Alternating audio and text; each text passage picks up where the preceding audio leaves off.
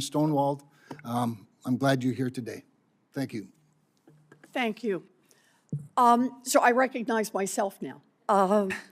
Last year, the White House released a report telling agencies to prioritize union shops with pro-worker employers when awarding government contracts. This includes the Department of Defense. Workers are central to the United States national security and the strength of our defense industrial base. I'm concerned that the Navy is not following through on the President's commitment to unions and workers. For example, I've heard reports that the Navy is consistently passing over union shipyards for contracts and giving them to non-union shipyards instead.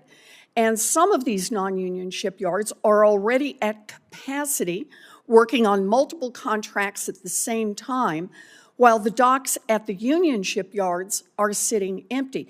So it sounds like even though there's plenty of work to go around, the Navy is actively choosing to ignore union shipyards where workers generally have better wages and better protections in favor of non-union shipyards that are already overburdened with contracts.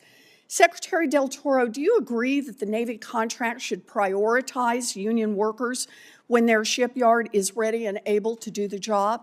I do, Senator, in accordance with all the other regulations that drive the issuance of contracts under the FAR. Good, thank you. I agree with you on this. You know, this has serious consequences. Missing out on contracts can mean closing the doors for these shipyards and laying off hundreds of workers, especially for smaller shipyards. And it means the next time that the Navy needs a ship repaired, it'll have to go to a non-union shipyard that's likely already overextended, resulting in delays and threatening our ability to protect our coastline and to support our allies. The implications of this are huge. As ongoing conflicts like the war in Ukraine and the threat of future conflicts fuel demand for weapons and other equipments, delays in completing crucial projects could leave us vulnerable when we most need security.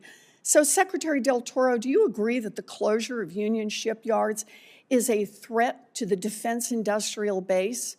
Senator, the closure of any shipyard in the United States can present a threat to the United States in terms of our ability to build our ships and maintain our national security. And I would be most interested in actually getting the details of those reports that you mentioned so I could validate whether they're true or there's other issues at play that I'm just not familiar with. Well, that's good. But we also, the good news is that the Navy still has time to change this approach.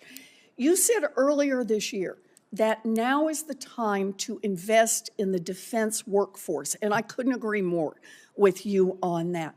Part of the solution should be to take advantage of the resources that we already have, but we are not using or not using enough, like union shipyards.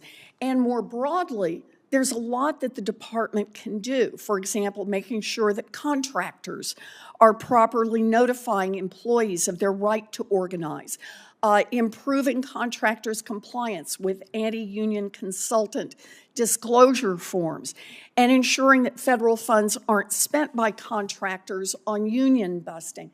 So, Secretary Del Toro, can you tell me what steps you plan to take to ensure that the Navy is reinforcing the defense industrial base while preserving union jobs?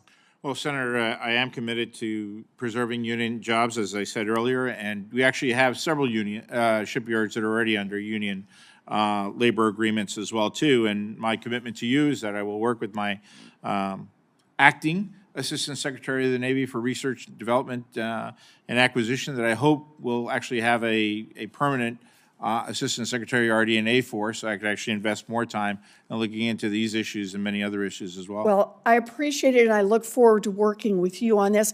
President Biden has made an historic commitment to empower workers by prioritizing union labor in federal contracting. And as you know, DOD is not exempt from that pledge and should not want to be exempt from that pledge. Protecting union jobs in the defense sector is a question of national security, and I look forward to working with you to make sure that the Navy can fulfill its duty to the American people. Thank you, Senator. Thank you. And I now recognize Senator Scott.